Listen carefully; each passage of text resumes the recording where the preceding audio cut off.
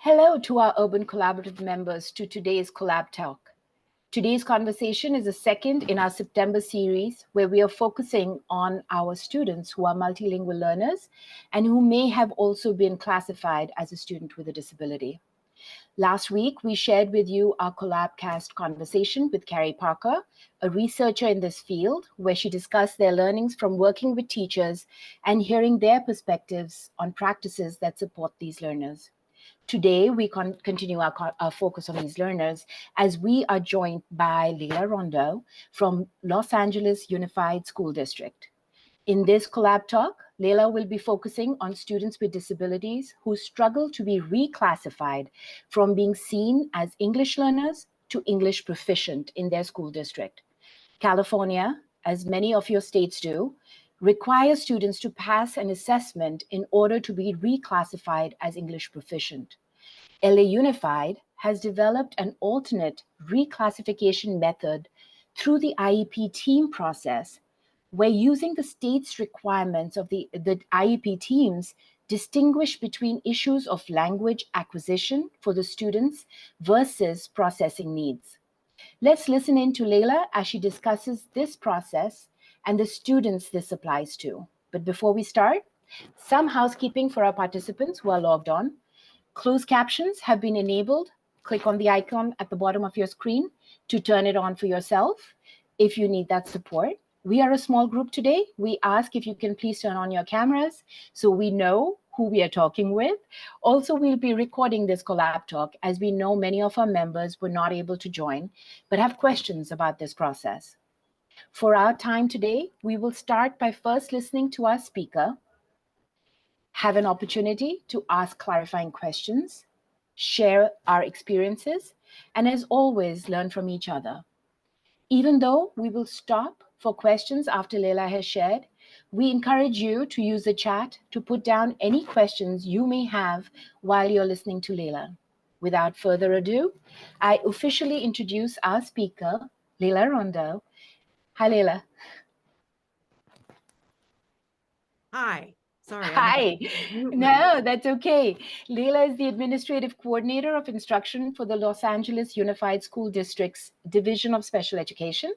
Lela supervises the district's diagnostic evaluation centers for dyslexia and aims to increase inclusive opportunities for students with disabilities in the LA Unified Schools. Lela, welcome. Hi. Thanks so much for having me. I'm excited to be here. I'm going to be talking today about emergent bilingual students. So that's something that we just changed recently in Los Angeles Unified. We're referring to students we used to refer to as English learners. We're calling emergent bilinguals now. And we're going to talk about the reclassification process for them. So just a little bit of framing for everybody first, just because I always think this is interesting to know about other school districts. Los Angeles Unified has 571,000 students, and that includes our early ed centers, our adult education, and our independent charters.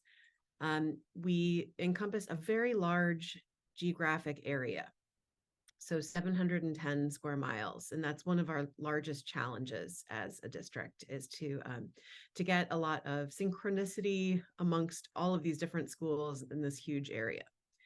We're also the second largest employer in Los Angeles County. We've got 74,000 employees, including over 24,000 teachers. And we have 97 languages spoken within our district. Some of those are highlighted there on the screen for you.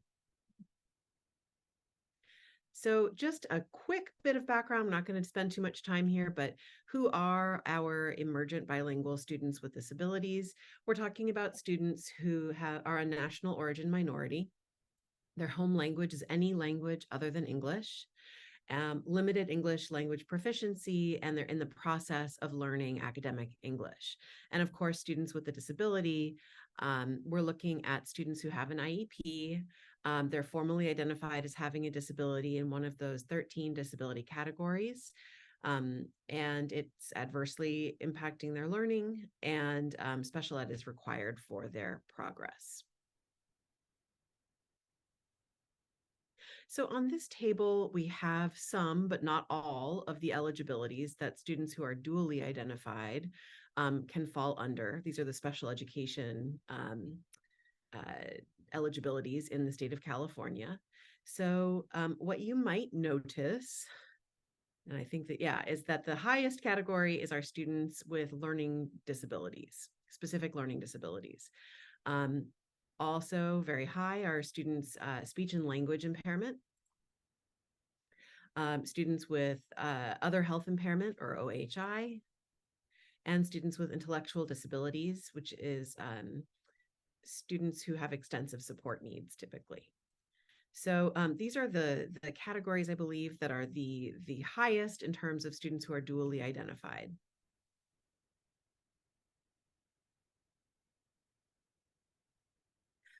So just recapping quickly, the why this problem occurs. And I think probably a lot of you have faced the same issue in a lot of your school districts, right? Oftentimes as educators, we might overlook or discount the presence of a disability, and we might think that those issues stem from a student's limited English skills. And then other times the opposite might happen. So educators might falsely conclude that difficulties in language learning indicate a need for special education.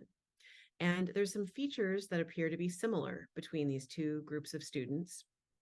You might see within either group delays or no responses in class when given verbal prompts. You might see an inability to decode words accurately or correctly when reading. You might see spelling issues or sequencing issues with students, difficulty completing word problems, and students might appear inattentive, distracted, or unmotivated. So it gets very difficult to parse the difference between is this a dually identified student or a student who is struggling to learn English.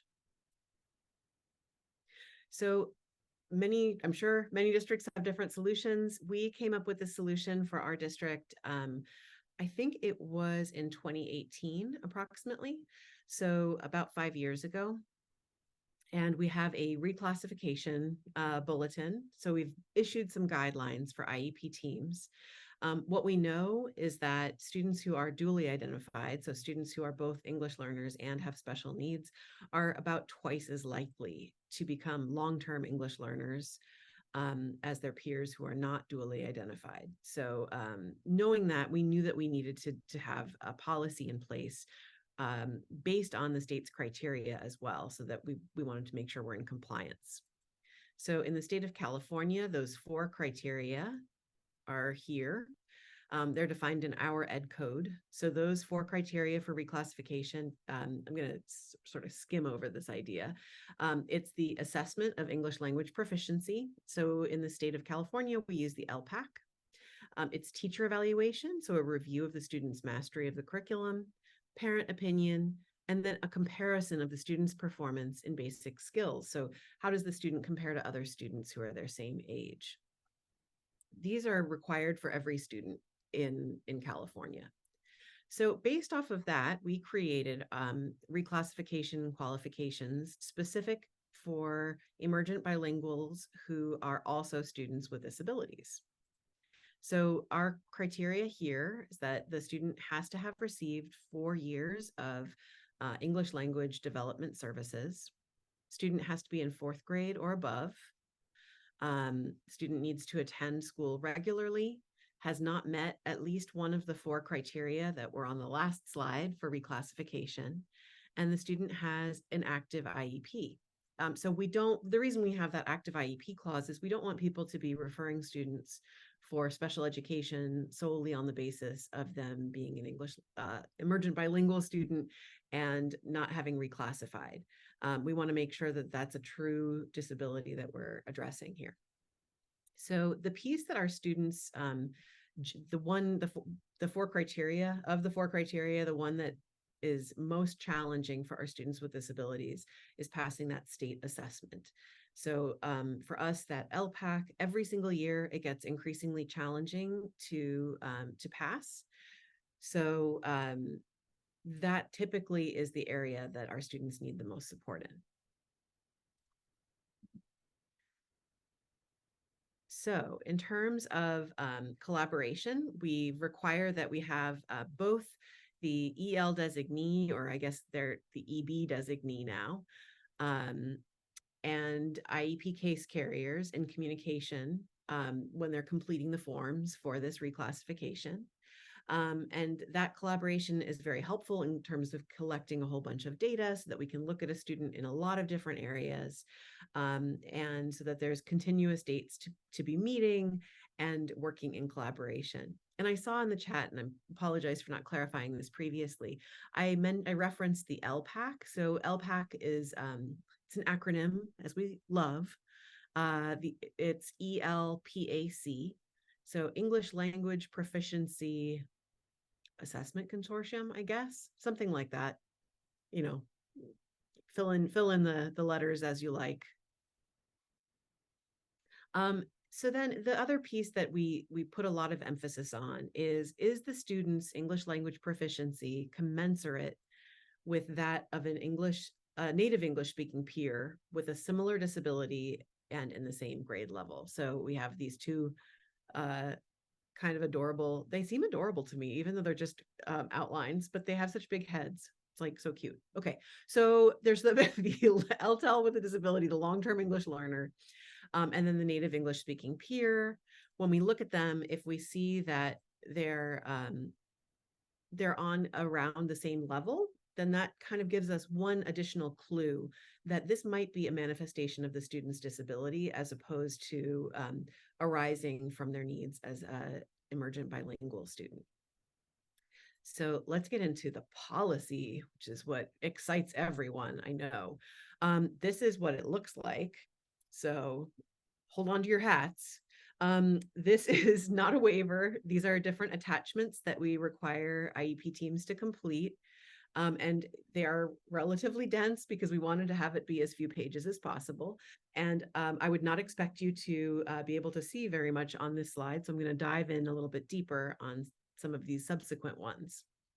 So the attachment C, which you don't need to memorize, this is just our internal policy, but we have these criteria. So for criterion 1, looking at that English language proficiency, you'll see there that students are either using the LPAC, which is what I mentioned before, or the alternate LPAC. Those are the two choices in the state of California. And we'll say, did the student meet that performance level of a 4, which is what they need in order to reclassify through the regular process? And if not, can we say that the student has a similar level of English language proficiency commensurate with their abilities when compared to their English proficient students with similar disabilities? So we would look at what does their growth look like in their IEP? Or what is their comparison of their formative assessment data with that of their peers? And that's how the IEP team frames that discussion.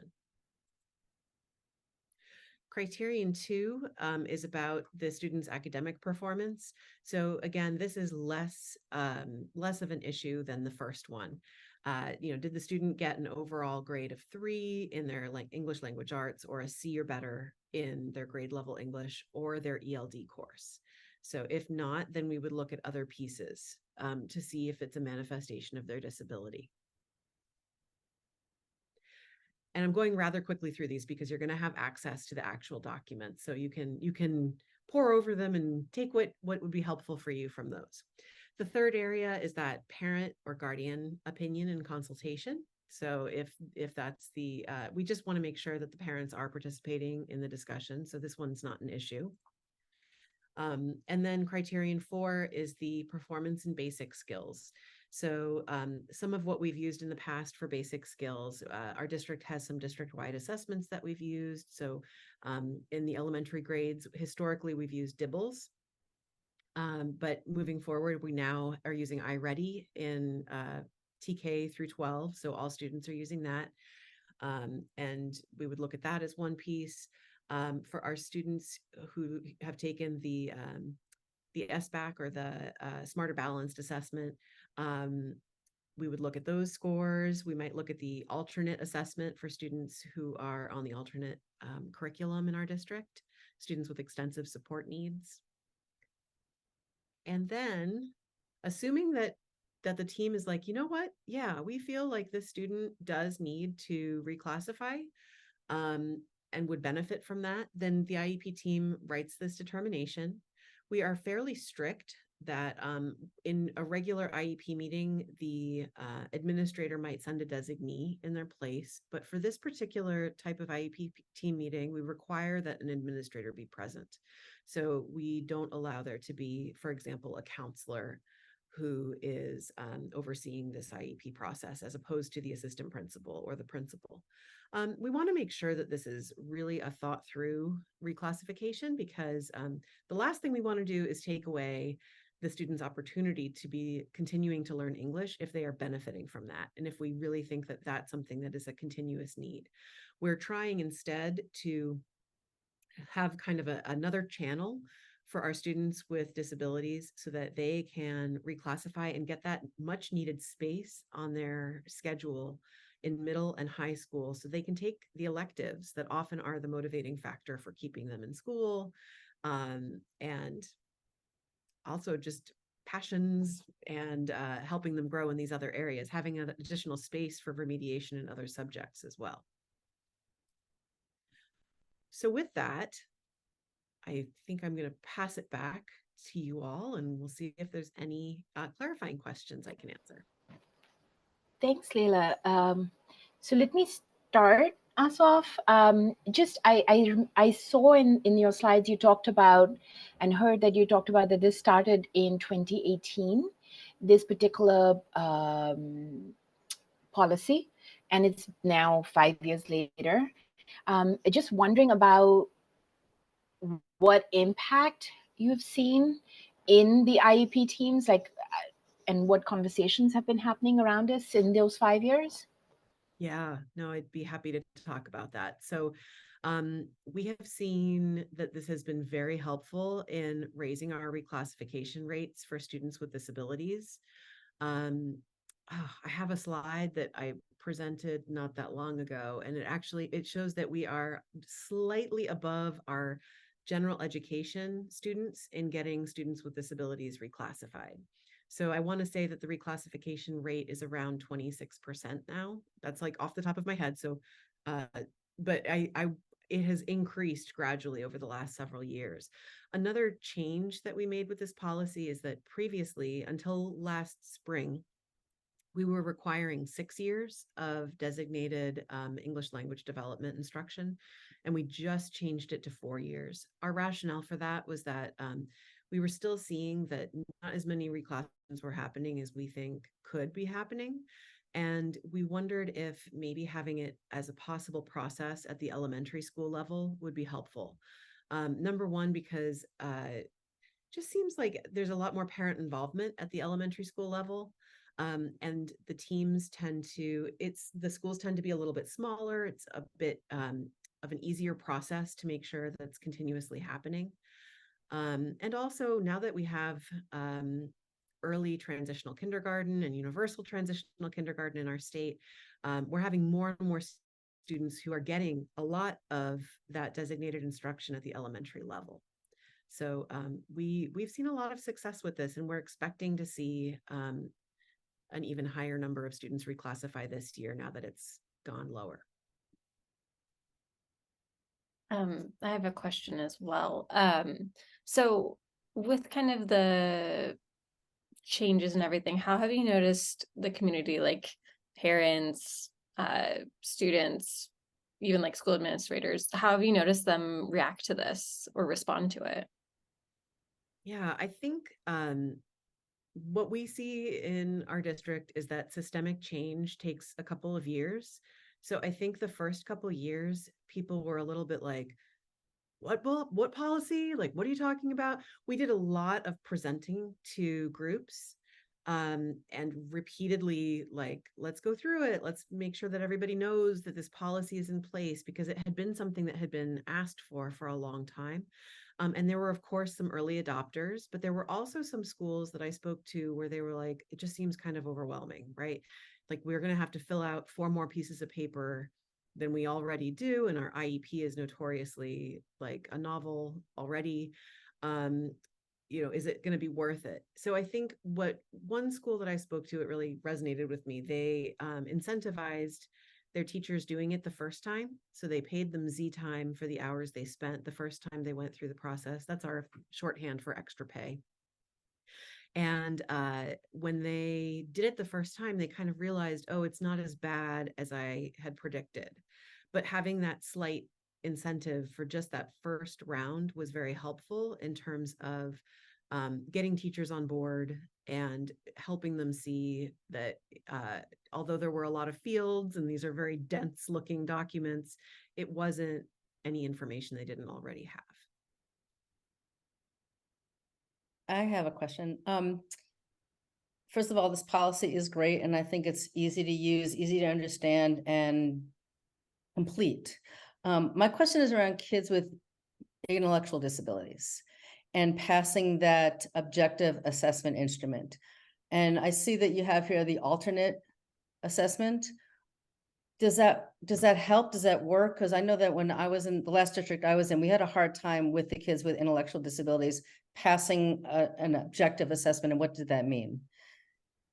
It's a really good question. And in Los Angeles, because we are so big, our instruction department is split up between core and students on the alternate curriculum. So I wish I had my colleague with me. I could get you the exact answer, but I think that we generally don't have that many problems with our students passing our alternate assessment. And I also know that we, some alternates that we offer for the IEP team to use is like the Sandy. I don't know if folks are aware of that one. That might be another piece that teams could use to determine reclassification if that alternate assessment's not working. Actually, that's really helpful because the Sandy would give you some language skills that other assessments wouldn't give you, and it wouldn't require you to have a grade level assessment. So a student still could get pulled off. That's helpful. I think that's what we use. So to clarify on that piece, so if a student was getting a score of a 4 or whatever that was in your criteria in the alternate LPAC, that also would be used as a qualifier in the regular criteria that is presented. That's right.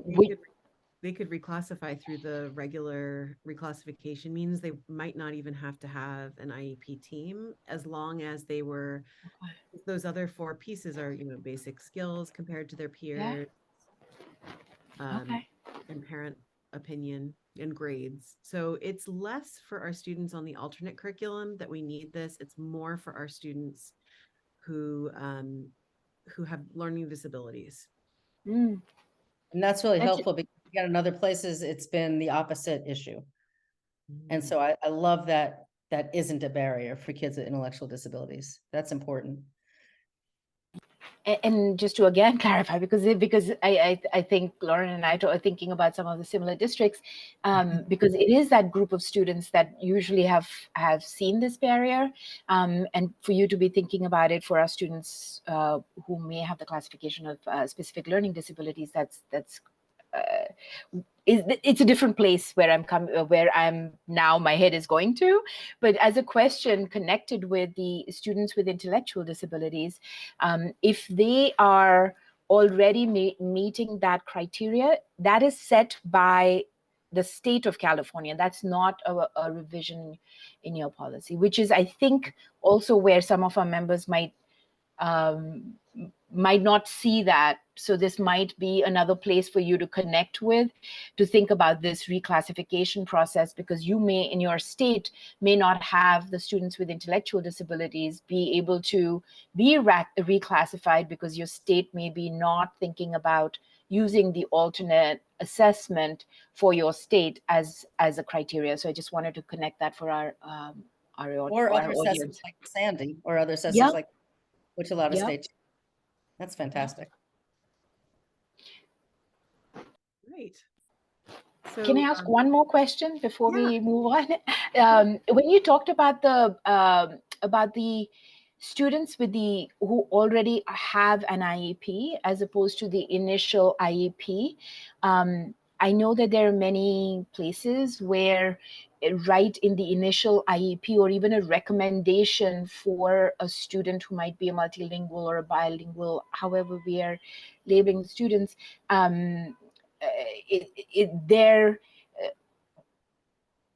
initial IEP or even just being asked to be evaluated for a disability comes because of that language need that some of them might present.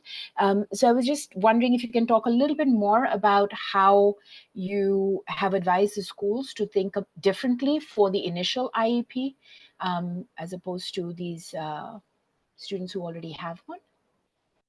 Yeah, so I guess that's a good piece. I think that we could do more there actually, because I think what you're talking, if I understand correctly, it's like, are you as the IEP team considering the fact that this is an emergent bilingual student who we're referring for special education? Are we sure even before the referral is done for the initial IEP that we've really considered?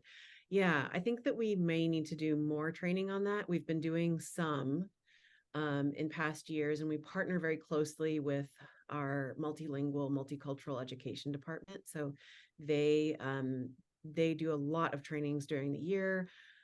It's difficult to be able to parse out what's what. And a lot of it really does have to do with we rely on people making comparisons to similar peers. So if the student compared to other English learners is at about the same level, but it's a little bit, or they're really struggling relative to other emergent bilingual students, then we would look at that data when we're considering referral for special education. And of course, you'd want to go through the MTSS process, right? Like really think about like what interventions have we tried, what's working, have they been responsive to intervention, et cetera. Thank you, Lela. That's definitely a place where I think a lot of us need to be putting our attention into the MTSS and trying to figure out where our students, what kind of interventions have they been receiving, and what kind of supports can we provide before we think about those initial evaluations and thinking about language proficiency in different ways than we otherwise may have thought of it. So once again, thank you for clarifying some of our questions. So do we want to move to some questions that you had for our districts who might be listening in? Yeah, I was curious. I mean, it's always interesting to hear what other people are doing. I would love to hear from other districts what they're doing to support students with disabilities, and how they're supporting specifically their emergent bilingual students during the designated English language development time. That time is protected in the state of California, so it's almost like our PE time. Like it's mandatory that we make sure that time is protected every day. I'm also just curious to hear from other districts if they have a reclassification process for students with disabilities, and what other people are looking at or considering. I'll speak to that a little bit with the state of Arizona. We are now the only state that still has an English only rule. And so our students are struggling. Wow. We are not able to put kids with disabilities who are English learners or emergent or what's the term? Emergent bilingual. Emergent bilingual students in dual language programs. They're not allowed. So we're having a really hard time in the state of Arizona with these rules, what are a lot of people consider pretty draconian rules. And I don't think people are able to even ask these questions because there's so many, we're in such a different place. And I think people in Arizona are feeling a little bit overwhelmed with what to do with what they're allowed to do. I can imagine. And so, yeah, it's terrifying actually for a lot of families. And it used to be the same rule that California and Massachusetts have. And Arizona is the only one that has kept that rule. So that's speaking to Arizona. In other districts I've worked in terms of your first bullet, how do you support students with disabilities and English learners? Some places are doing it extremely well, like in dual language programs where the services are brought to the class. In other places I've seen kids who have both are popcorned out of class a lot. We're going to pull you for this service. We're going to pull you for this service. And they seem to have the most fractured educational experience, but the kids who are in those dual language programs and those services are brought there, it seems like, and again, this is totally anecdotal what I'm saying, there just seems to be a richer education across the board. for everybody. It makes sense. I think we've been trying in our district to bring the services into the classroom as much as possible, just because so many of the strategies seem to be very just effective teaching strategies. Right. Right. So Leela, just as a follow-up to that point that you just made, would that then, because you talked about the ELD time, the designated ELD time, and I know in some of the districts that that's, again, an issue where the ELD designated time, like when Lauren said about the popcorn out of the classroom, that those are seen as when you can record it. In California and in LA Unified, can you count if the teacher is coming into the classroom for all the students who might be in that room Yeah. for ELD time? So Okay. actually, I think our district, it's a requirement in our district for every teacher to have that additional certification that they can teach students who are emergent bilingual. So it's not a separate teacher. It would be usually the same teacher who would be providing that designated block of instruction. That said, I mean, I think it could look different in different schools. We have schools where many of our schools, the majority of the population is emergent bilingual. So it's something that would be embedded in daily time. In other schools, it might be we do something called academies where students are ability grouped during a portion of their time for ELA. And maybe that would be in addition, it'd probably have to be in addition to that. So in the secondary level where it becomes really challenging is it becomes a second block that has to be added onto the master schedule. And while some students absolutely need that time, we definitely see a lot of students who would benefit from additional acceleration, intervention, or electives.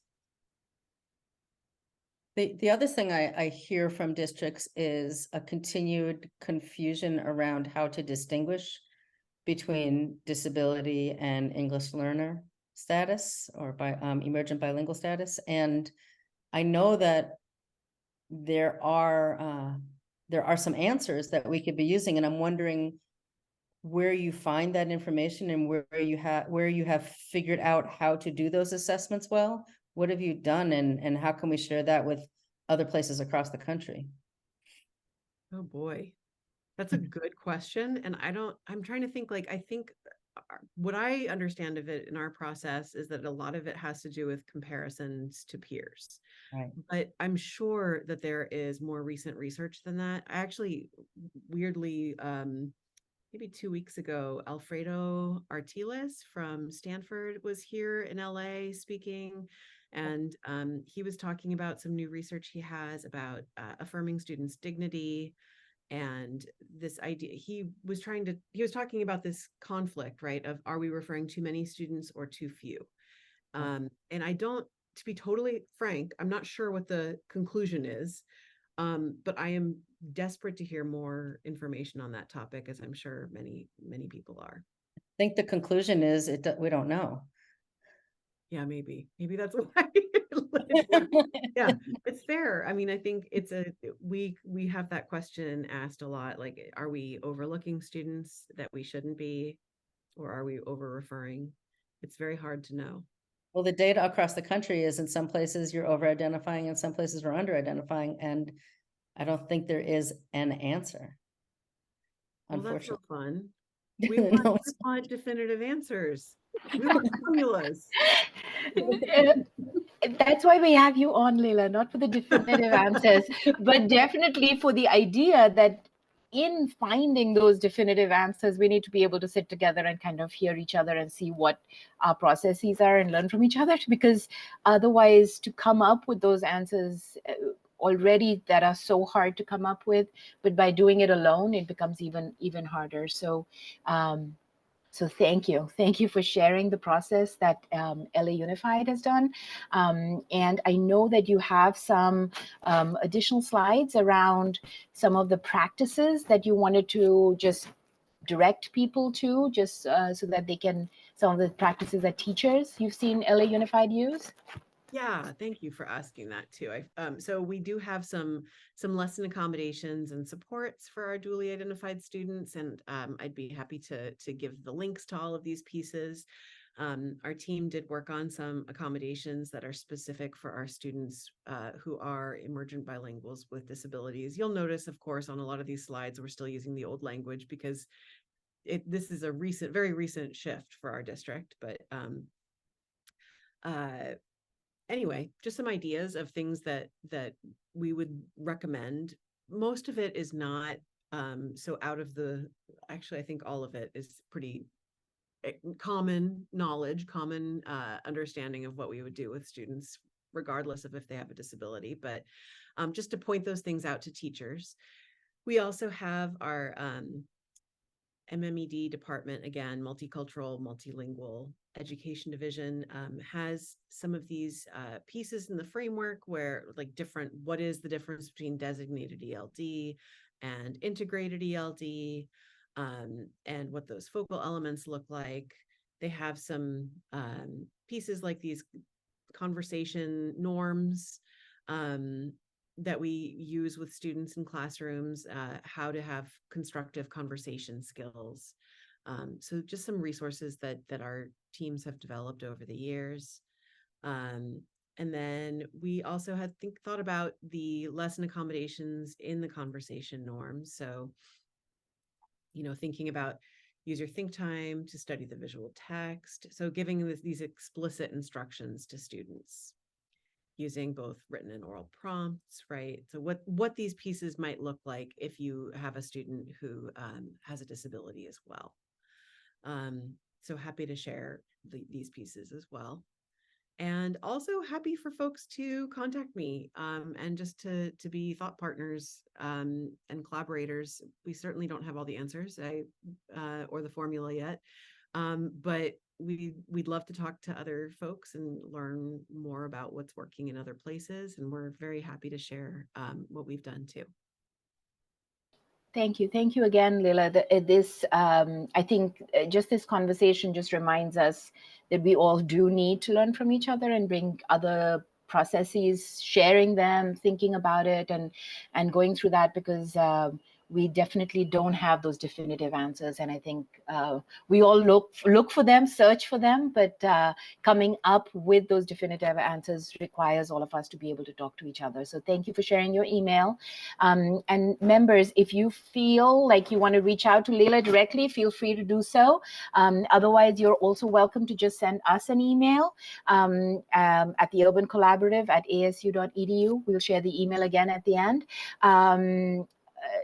And just reach out to us and ask us questions that we might be able to help with, or just bring you to Lela or others who might be also dealing with some of the same issues that you are.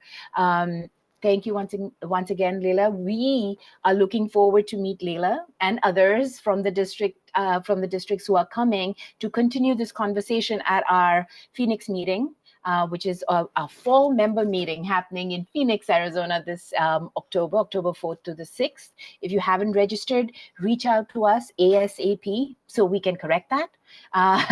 And we can see you there and we can continue this conversation and others. Also, as a reminder, listen to the CollabCast that I mentioned to the earlier when we started this meeting today, where we spoke with Carrie Parker. You can find that on Apple Podcasts, Spotify, and Simplecast. And again, if you can't find it, like me, just send us an email and we'll send you the link. And thank you for listening.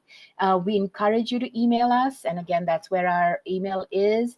For questions for today, registration for the member meeting, and to share with us what you want to hear and learn more about, or who you want us to feature in upcoming CollabCasts, collab talks like Lela today, and our member meetings. See you soon and take care. We look forward to hearing from you. Thank you, Lela, so much.